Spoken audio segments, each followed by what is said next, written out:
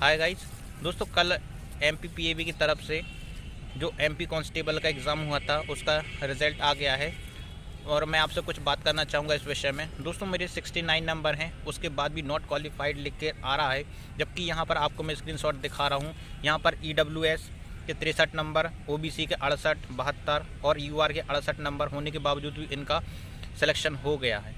तो दोस्तों, मुझे समझ में नहीं आ रहा है कि जनरल वालों का सिलेक्शन हो जा रहा है और मेरा सिलेक्शन क्यों नहीं हुआ।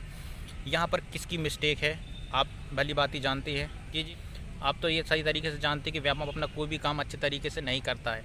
एक तो 4 साल के बाद वैकेंसी आ रही है और उसमें भी पेपर लेने के बाद इतना समय लेने के बाद भी इन्होंने सही रिज़ल्ट नहीं दिया है। सभी बच्चे परेशान हो रहे हैं और यहाँ पर देखिए दोस्तों, इन लोगों के इतने ज़्यादा मार्क्स होने के बावजूद भी इनका सिलेक्शन नहीं हुआ। तो मैं ये कहना चाहूँगा कि एक तो 4-4 साल से आप बैठे हैं, उसके बाद भी यदि आप अच्छे से एग्ज़ाम नहीं ले सकते हैं तो आपको एक काम करना चाहिए सरकार को कि इनकी जो सैलरी है उनको आधी कर देना चाहिए और आधी सैलरी से इनको कोई प्राइवेट संस्था को देना चाहिए एग्ज़ाम का कॉन्ट्रैक्ट, ताकि वो सही समय पर सही तरीके से एग्ज़ाम ले सकें और जल्दी से जल्दी रिज़ल्ट दे सकें, ताकि हम जैसे बच्चों का भविष्य बच जाए।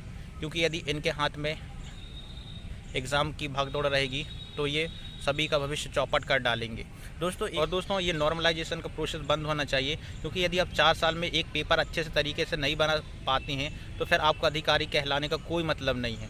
आप 4 साल में अच्छे तरीके से पेपर नहीं बना सकते। हमने थोड़ा बोला था कि आप कठिन और आसान पेपर बनाइए, आप मिक्सचर करके बनाइए ना, ये तो गलती आपकी है। फिर नॉर्मलाइजेशन प्रोसेस बंद होना चाहिए, क्योंकि इससे किसी के नंबर बढ़ते हैं, किसी के घटते हैं और ऐसा नहीं होना चाहिए। ये आपकी जवाबदारी है, हम लोग की नहीं। जब आप 4-4 साल लेके एग्ज़ाम नहीं करवा पा रहे हैं तो आपका कोई हक नहीं बनता कि आप किसी शिफ्ट को आसान और कठिन बोले, क्योंकि ये डिपेंड करता है स्टूडेंट्स पर, ना कि आप पर। आप थोड़ी डिसाइड करेंगे कि कौन सी शिफ्ट आसान है, कौन सी शिफ्ट डिफ़िकल्ट है। तो ये नॉर्मलाइजेशन का प्रोसेस बंद कर देना चाहिए।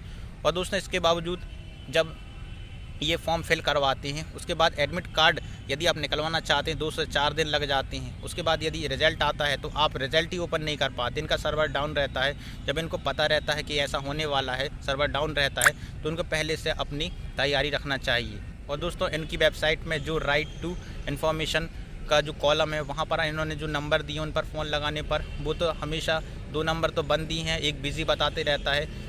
मुझे समझ में नहीं आता बंद नंबर क्यों उन्होंने चालू करके रखा अभी तक। इनको ये भी नहीं पता कि ये नंबर बंद हैं। मुझे बहुत ख़राब लग रहा है, क्योंकि यदि आप मेहनत करते हैं और आपसे कम नंबर वालों का सिलेक्शन हो जाता है और आपका नहीं होता है तो ये बहुत ही दुख देने वाली बात होती है हमारे लिए भी। और ऐसे अधिकारियों को तो और शर्म आनी चाहिए, क्योंकि ये 4-4 साल से कुछ नहीं कर रहे हैं, उसके बावजूद भी ये अच्छे से पेपर नहीं ले पाते हैं और इनका पूरा काम अव्यवस्थित रहता है, जो कि 10th क्लास के बच्चे भी अच्छे से अपना व्यवस्थित तरीके से काम करते हैं। दोस्तों, आपको कितने मार्क्स मिले आप मुझे कमेंट करके बताइएगा।